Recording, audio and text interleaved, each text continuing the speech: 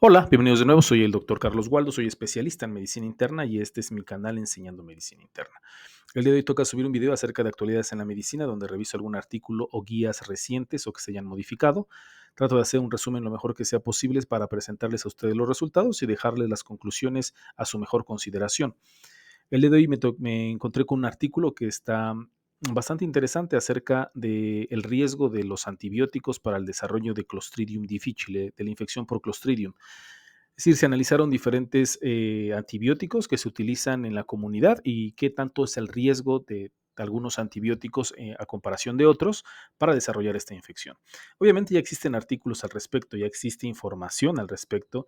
Hoy en día se sabe que las cefalosporinas siguen siendo uno de los antibióticos que más infecciones pueden llegar a provocar por este bicho, además de clindamicina, algunas quinolonas. O sea, ya son datos que nosotros ya conocemos, son datos que ya están establecidos y que se han hecho estudios.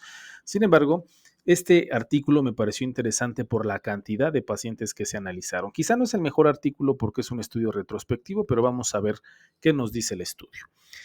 A manera de introducción, obviamente ya sabemos sobre el problema que es esta infección. La infección por Clostridium difficile es una causa común de infecciones asociadas a la atención médica, lo que contribuye a un exceso de morbilidad, mortalidad y costos de atención médica. Es una infección que en ocasiones puede ser difícil de erradicar. Son pacientes que tienen recaídas constantes y que antes eran muy común en el medio hospitalario, pero cada vez están incrementando este tipo de infección adquirida en comunidad. Entonces, la verdad es que sigue siendo un problema bastante latente en la atención médica. Cada vez tenemos más pacientes con infección por esta Clostridium difficile. Entonces, además de en los entornos hospitalarios, los casos de adquirida en comunidad también se han vuelto más comunes, por lo que existe la necesidad de una prevención más eficaz. Es decir, una vez conociendo cuáles son los antibióticos que pueden llegar a desarrollar este tipo de infecciones, quizá podamos ser más cautelosos para la utilización de estos antibióticos, porque si bien no todos los médicos, no todos los colegas, pero un gran número de colegas en el primer nivel, se indican cefalosporinas de tercera generación, de segunda generación, de una manera indiscriminada, y pues esto está generando que aparte de las resistencias microbianas que se empiecen a desarrollar, pues tengamos algunos otros problemas por el uso de este tipo de antibióticos como es esta infección por Clostridium difficile, y muchas veces el paciente quizá no era meritorio utilizar este tipo de antibióticos, lo que pues puede tener complicaciones un poquito importantes en los pacientes, sobre todo en su salud. Entonces, este es el artículo que les comento. Fue desarrollado por Miller y colaboradores. Realizaron un estudio retrospectivo de casos y controles para examinar el riesgo relativo de infección por Clostridium difficile adquirida en la comunidad en pacientes que recibían diferentes antibióticos orales. Para realizar este estudio, los autores revisaron la base de datos de reclamaciones administrativas de 2001 a 2021, que incluía registros comerciales de Medicare y Medicaid, es decir, en Estados Unidos. Compararon cada caso de infección adquirida en comunidad con 5 pacientes de control para un total de 159.404 casos y 797.020 controles. Es decir, la cantidad de pacientes fue bastante importante. Este es el artículo que les comento. Se denominó comparación de diferentes antibióticos y el riesgo de infección por Clostridioides difficile asociada a la comunidad. Un estudio de casos y controles se publicó en el Open Forum Infection Disease del 2023, agosto del 2023, por la Infectious Disease Society of America, por la IDSA. Entonces, una revista importante, avalada por la IDSA, me pareció que era interesante. ¿Cuáles fueron los métodos o la metodología que se llevó a cabo en este estudio? Se consideraron los antibióticos prescritos dentro de los 30 días anteriores al diagnóstico de infección por Clostridium junto con otros factores de riesgo. Se incluyeron comorbilidades, exposición a la atención médica y supresión del ácido gástrico. Se utilizó regresión logística condicional y un análisis bayesiano para comparar el riesgo entre antibióticos individuales. Se realizó un análisis de sensibilidad de las ventanas de exposición a antibióticos entre 30 y 180 días. Pero, ¿cuáles fueron los resultados? Vamos a lo interesante. Para los casos que ocurrieron dentro de los 30 días posteriores a la exposición a los antibióticos, el riesgo más alto para infección por Clostridium adquirida en comunidad ocurrió con la clindamicina. Tiene un odds ratio ajustado bastante importante, 25.4 fue el más elevado, la clindamicina, y el más bajo con minociclina, con un odds ratio ajustado de 0.79, y es importante recalcar que de los 27 antibióticos que se analizaron en este estudio, fue el único antibiótico que tenía un odds ratio por debajo del 1.0. Entonces, la clindamicina fue el que tiene mayor cantidad de riesgo, ¿no? Entonces, hay que tomarlo mucho en cuenta, sobre todo un antibiótico ampliamente utilizado por los dentistas. Entonces, sí es un riesgo bastante importante que puedan desarrollar este tipo de infección.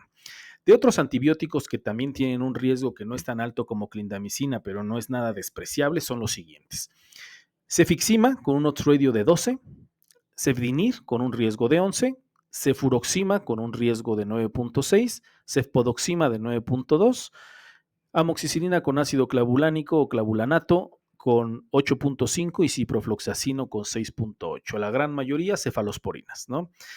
Se me olvidó comentarles, el que menos riesgo había presentado la minociclina, pues es una tetraciclina, ¿no? Es la de menor riesgo que puede llegar a provocar esta infección. Los betalactámicos más antiguos tenían un riesgo menor, como la penicilina con un odds ratio de 1.8, amoxicilina con un riesgo de 2.0, cefalexina con 2.9 y cefadroxilo con 2.8. Entonces, todos estos eran los de menor riesgo, aunque pues así como que no es tan bajo, pero sí más bajo que, por ejemplo, las cefalosporinas que les comenté previamente. Las clases de antibióticos de menor riesgo fueron los macrólidos, las sulfonamidas y las tetraciclinas. Fueron los principales antibióticos que menos se asoció con la infección por Clostridium difficile. A manera de conclusión, ¿qué fue lo que comentaron los autores? Pues bueno, encontramos una amplia variación en el riesgo de infección por Clostridium dentro y entre clases de antibióticos. Estos hallazgos que ordenan el nivel de riesgo asociado entre los antibióticos pueden ayudar a informar las compensaciones en las decisiones de prescripción de antibióticos y los esfuerzos de administración.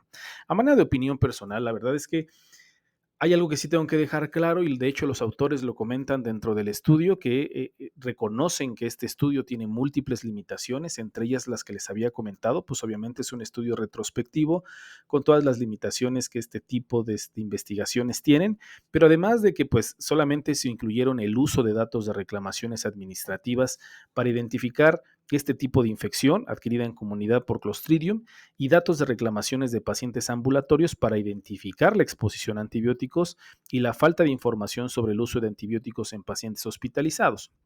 Obviamente, pues son expedientes más que nada administrativos, no tanto clínicos, entonces pues esto también tiene limitaciones sobre algunos datos médicos que quizá pudieran servir para el análisis, pero bueno, la verdad es que la cantidad de o la gran población del estudio permitió pues una definición un poco más precisa del riesgo relativo que en algunos otros estudios anteriores que hemos visto al respecto.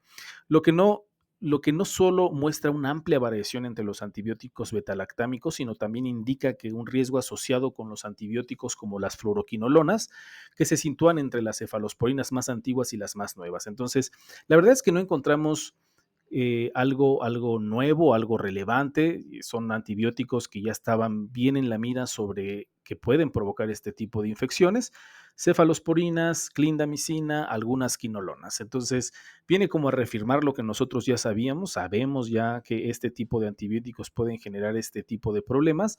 Lo que me llama la atención y quizá fue importante fue la cantidad del riesgo que puede llegar a presentar. Sabemos que estos antibióticos pueden generar este tipo de infecciones, pero la verdad es que el riesgo relativo ajustado me pareció bastante elevado, sobre todo de la clindamicina y de algunas cefalosporinas, y me quedé un poco preocupado sobre el riesgo que representan este tipo de antibióticos para este tipo de infección.